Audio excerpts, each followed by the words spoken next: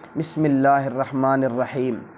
میرے محترم سامعین و ناظرین، آج میں آپ کی خدمت میں اعتکاف کی اقسام ذکر کروں گا کہ اعتکاف کتنی قسم پر ہے۔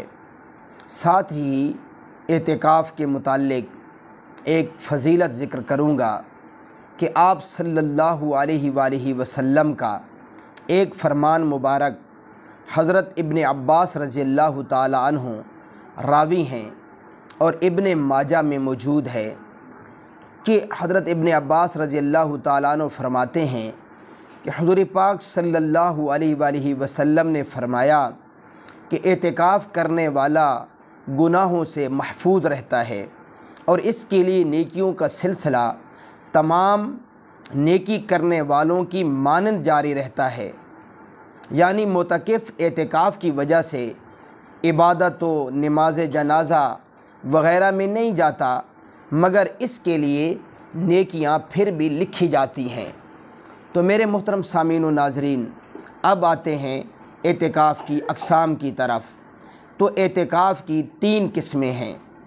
نمبر 1، اعتکاف واجب۔ اعتکاف واجب کسے کہتے ہیں؟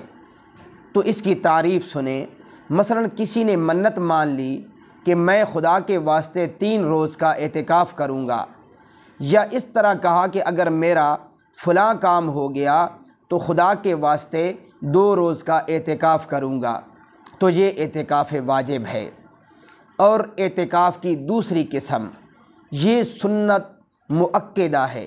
سنت مؤکدہ یہ رمضان شریف کے عشرۂ اخیرہ یعنی آخری 10 روز کا اعتکاف سنت مؤکدہ ہے۔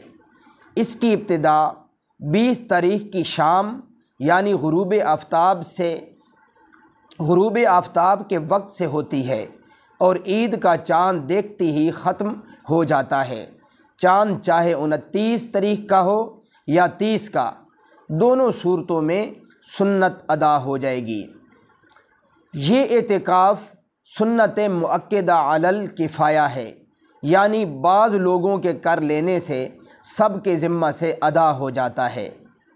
اور تیسری قسم اعتکاف کی مستحب ہے، یعنی واجب اور سنت مؤکدہ کے علاوہ سب اعتکاف مستحب ہیں اور سال کے تمام دنوں میں یہ اعتکاف جو ہے جائز ہے۔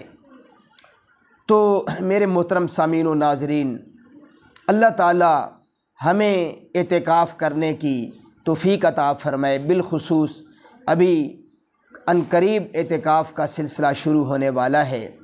تو میرے محترم سامعین و ناظرین، ساتھ ہی آپ حضرات سے گزارش ہے کہ ہمارے اس چینل ذوق اسلام کو مستند مسائل جاننے کے لیے ضرور سبسکرائب فرما لیں۔ اللہ عمل کرنے کی توفیق عطا فرمائے۔